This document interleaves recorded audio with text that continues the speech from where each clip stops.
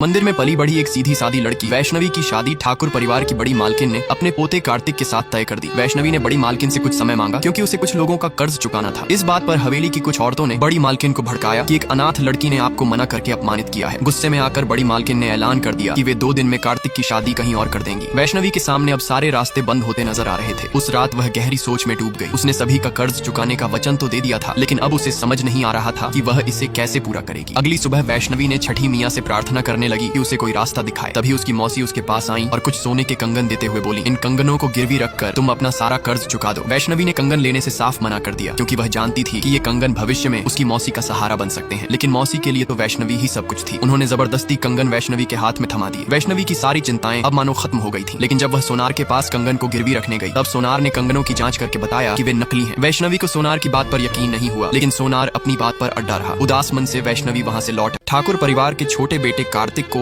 एक अनाथ लड़की वैष्णवी से गहरी मोहब्बत हो गई थी, लेकिन वैष्णवी ने समय मांगकर शादी से इनकार कर दिया, जिससे ठाकुर परिवार की बड़ी मालकिन को बहुत गुस्सा आया। उन्होंने गुस्से में आकर फैसला किया कि 2 दिन के अंदर कार्तिक की शादी कहीं और करा देगी। इधर वैष्णवी के सामने सारे रास्ते बंद होते दिख रहे थे। तभी वैष्णवी को एक बड़ा ऑर्डर मिला, जिसे पूरा करने पर वह अपना सारा कर्ज चुका सकती थी। लेकिन जब उसे पता चला कि यह ऑर्डर ठाकुर हवेली में कार्तिक की शादी के लिए कपड़ों का है, तो वैष्णवी और उसकी मौसी का मन उदास हो गया। फिर भी कर्ज के बोझ तले दबी वैष्णवी के पास कोई और रास्ता नहीं था। उसने अपनी किस्मत को कोसते हुए पूरे मनोयोग से ऑर्डर पूरा करने में जुट गई। उधर कार्तिक वैष्णवी की याद में तड़प रहा था। उसका प्यार इतना गहरा था कि वह आधी रात को उठकर वैष्णवी की तस्वीर बनाने लगा। अपनी यादों के सहारे उसने वैष्णवी की ऐसी तस्वीर बनाई जो हुबहू उसी जैसी थी। वह वैष्णवी के प्यार में इस कदर डूब चुका था कि उसे दिन रात चैन नहीं था। इधर लहंगा सिलते सिलते वैष्णवी को नींद आ गई। जब उसकी आंख खुली तो सुबह के 4 बज चुके थे। समय की कमी देखकर वह घबरा गई और जल्दी जल्दी लहंगा सिलने में जुट। वैष्णवी बहुत मेहनत करके रात भर में ऑर्डर कंप्लीट करके कपड़ा लेकर हवेली जाती है। बड़ी मालकिन कपड़ा कैसी बनी है देखने के लिए वैष्णवी को कपड़ा पहन के आने बोलती है। इधर कार्तिक जब देखता है कि उनके कमरे के दरवाजा बाहर से बंद है तो उन्हें बहुत क्रोध आ जाता है। दरअसल कार्तिक का मानसिक संतुलन ठीक नहीं है। कार्तिक दरवाजा तोड़कर कमरे से बाहर आता है। तभी कार्तिक लाल साड़ी पहनी हुई वैष्णवी को देखती है। वैष्णवी को देखते ही कार्तिक का क्रोध शांत हो जाता है। हवेली के सभी लोग कार्तिक में हुए बदलाव को देखकर हैरान हैं। उनके लिए यह किसी चमत्कार से कम नहीं है। बड़ी मालकिन को समझ में आ जाती है कि वैष्णवी ही वह लड़की है जो कार्तिक को श्राप से मुक्त कर सकता है। बड़ी मालकिन सभी से कहती है, अब कार्तिक की जिंदगी से सभी परेशानी दूर हो जाएगा। अब कार्तिक की भी शादी होगी और उसकी अर्धांगिनी बनेगी वैष्णवी। हवेली के सभी लोग इस बात से हैरान रह जाते हैं। वैष्णवी की आंखों में खुशी की झलक आ जाती है। कार्तिक भी प्रसन्न हो जाता है। फिर सभी लोग मिलकर छठी मैया की पूजा करते हैं। उसी बीच कार्तिक एक पेंटिंग बनाने लग जाते हैं। उर्वशी मन ही मन सोचती है, आखिर देवर जी क्या बना रहे हैं। देखकर मम्मी जी को बोलती हूँ। उर्वशी गलती से पेंटिंग से टकरा जाती है तो देखती है उसमें वैष्णवी की पेंटिंग बनी हुई। कार्तिक ने वैष्णवी की इतनी सुंदर पेंटिंग बनाई कि हवेली के सभी लोग हैरान हो गए। बड़ी मालकिन ने कहा, वैष्णवी में जरूर कोई दिव्य शक्ति है, तभी तो ऐसा चमत्कार हुआ। इससे सभी को यकीन हो गया कि कार्तिक को इस शादी से कोई आपत्ति नहीं है। कुछ ही देर बाद वैष्णवी की मौसी शगुन का फलदान लेकर हवेली पहुंची। उर्वशी ने तपाक से कहा, अम्मा जी ने फलदान की तैयारी कर ली और माँ को बताया भी नहीं। छोटू मन ही मन सोचने लगा, सब शादी की तैयारी में जुटे हैं और जीजू पेंटिंग बना रहे हैं, कुछ तो गड़बड़ है। उसने कार्तिक से पूछा, जीजू आपको वैष्णवी दीदी कैसी लगती है। कार्तिक ने वैष्णवी की ओर प्यार भरी नजरों से देखा, लेकिन वह कुछ जवाब देता उससे पहले छोटू का ध्यान टूटे हुए दरवाजे पर चला गया। तभी कार्तिक की माँ बोली, बस बातें ही करोगे, फलदान की रस्म भी तो करनी है। वे कार्तिक को तैयार करने के लिए ले जाने लगी, लेकिन उसे रुकने को कहकर उसका कपड़ा लाने चली गई। कार्तिक को अपनी पेंटिंग में कुछ कमी नजर आई और वह उसे पूरा करने में जुट गया। तभी कर्ण आया और कुछ कहने लगा, लेकिन कार्तिक पेंटिंग में इतना खो गया कि उसने ध्यान ही नहीं दिया। गुस्से में कर्ण ने वैष्णवी की पेंटिंग पर रंग फेंक दिया। यह देख कार्तिक का गुस्सा फट पड़ा और वह कर्ण की पिटाई करने लगा। कार्तिक के इस उग्र रूप को देखकर उसकी सौतेली माँ ने उसे बेहोश करने की दवा सूंघा दी। शादी के रस्मों के बीच वैष्णवी का दिल तेजी से धड़कने लगा। उसे अंदर से बेचैनी महसूस हो रही थी। इन सब से वैष्णवी को कार्तिक की चिंता होने लगी, इसलिए उसने कार्तिक को बुलाने के लिए छोटू को भेज दिया। इधर कार्तिक बेहोश पड़ा था। कर्ण मौके का फायदा उठाकर कार्तिक को एक कमरे में ले गया और बेल्ट से उसकी खूब पिटाई करने लगा। कार्तिक की सौतेली माँ पास में बैठकर उसकी कहराने की आवाज सुनकर मजे लेने लगी। तभी दरवाजा खटखटाने की आवाज आई। दरअसल छोटू कार्तिक को लेने आ गया था। फिर कार्तिक की माँ ने दरवाजा खोला, लेकिन छोटू को अंदर आने नहीं दिया। छोटू बार बार कार्तिक को देखने की जिद करने लगा, लेकिन कार्तिक की सौतेली माँ ने उसे डांट कर वापस भेज दिया। वहाँ चीजों को बिखरा पड़ा देख छोटू को उन पर शक होने लगा। छोटू चुपचाप बाहर जाकर सबसे कहा कि मालकिन ने कार्तिक बाबू को मेरे साथ भेजने से मना कर दिया है। तभी हवेली में पंडित जी आए और बोले, आज का दिन अशुभ है, फलदान की रस्म नहीं हो सकती, वरना दूल्हा दुल्हन को हानि पहुंच सकती है। पंडित जी की बात सुनकर बड़ी मालकिन रस्म को अगले दिन के लिए टाल दी। इधर कर्ण ने कार्तिक की पिटाई के बाद उसके शरीर को चद्दर से ढक दिया और खुद बड़ी मालकिन के सामने मरहम पट्टी करके खड़ा हो गया। बड़ी मालकिन को अच्छे से पता था कि कार्तिक ऐसे ही किसी पर गुस्सा नहीं करता। जरूर कर्ण सीधी सादी अनाथ लड़की वैष्णवी की शादी ठाकुर परिवार के छोटे बेटे कार्तिक के साथ होने जा रही है, लेकिन कार्तिक का दिमागी संतुलन ठीक नहीं है। गुस्सा आने पर वह अपना आपा खो देता है और सामने कोई भी हो उसे कार्तिक के गुस्से का शिकार बनने से कोई भी नहीं रोक पाता है। उसके गुस्से को शांत करने के लिए घर वाले अक्सर उसे बेहोश कर देते थे, लेकिन कार्तिक हमेशा से ऐसा नहीं था। दरअसल बचपन में छठ पूजा के दौरान जब वह अपने परिवार के साथ मंदिर गया था, उसके सौतेले भाई करण ने एक व्रती महिला के पीछे पटाखा फोड़ डाल दिया। इससे महिला का व्रत भंग हो गया। गुस्से में उसने करण को डांटते हुए मारना शुरू किया। यह देख कार्तिक ने सारा इल्जाम अपने ऊपर ले लिया। क्रोधित व्रती महिला ने निर्दोष कार्तिक को श्राप दे दिया कि वह आजीवन अपने क्रोध का दंश भोगेगा। यह देख ठाकुर परिवार की बड़ी मालकिन घबरा गई और व्रती महिला से श्राप वापस लेने का अनुरोध करने लगी। तब व्रती महिला ने कहा, व्रत के दिन दिया गया श्राप मैं वापस तो नहीं ले सकती, लेकिन सही समय आने पर कार्तिक के जीवन में एक सच्ची और भक्तिमय स्त्री आएगी जो अपनी नैतिकता और भक्ति से उसे इस श्राप से मुक्त कर देगी। अनाथों की तरह मंदिर में पली बड़ी वैष्णवी जब पैदा हुई थी, तब समाज के लोगों ने उसे बिन बाप का नाजायज औलाद समझा, इसलिए सभी उसको जान से मारने पर तुले हुए थे। वैष्णवी की माँ उनके आगे गिड़गिड़ाने लगी, लेकिन किसी का भी दिल नहीं पिघला। वह इस मासूम सी बच्ची को मारने से बिल्कुल नहीं कतरा रहे थे। ऐसा माहौल देखकर वैष्णवी की माँ उसे लेकर भाग गई। फिर वैष्णवी को मंदिर में रखकर वह गांव के सरपंच के पास न्याय के लिए पहुंची, लेकिन उसकी यह सबसे बड़ी भूल थी। दरअसल सरपंच भी उसकी बच्ची को मार देना चाहता था, इसलिए बच्ची का पता चलते ही सरपंच ने अपने गुंडों को मंदिर में उसे खत्म करने भेज दिया। वैष्णवी की माँ अपने बच्ची को बचाने की हर कोशिश करती रही, तभी सरपंच ने उसे चाकू भोंक दिया। वैष्णवी की माँ अब भगवान के भरोसे अपनी बच्ची को छोड़कर इस दुनिया से चली गई। फिर सरपंच ने वैष्णवी को चोट पहुंचाना चाहा, लेकिन तभी बच्चे को बचाने अचानक एक तेंदुआ आ गया। उसने बच्ची को मुंह में दबाए हुए सीधा नदी में कूद गया। सबको लगा कि अब वैष्णवी मर गई होगी, लेकिन उनके जाते ही तेंदुआ वैष्णवी को लेकर नदी से निकल आया और वैष्णवी को किनारे रखकर चला गया। वैष्णवी बहुत तेजी से रोने लगी। थोड़ी देर बाद सुधा नाम की औरत जब वहाँ से गुजर रही थी, तब उसे वैष्णवी की रोने की आवाज सुनाई दी। सुधा तुरंत उसके पास जाकर उसे गोद में उठा लिया। भगवान ने सुधा की सुनी कोख को खुशियों से भर दिया।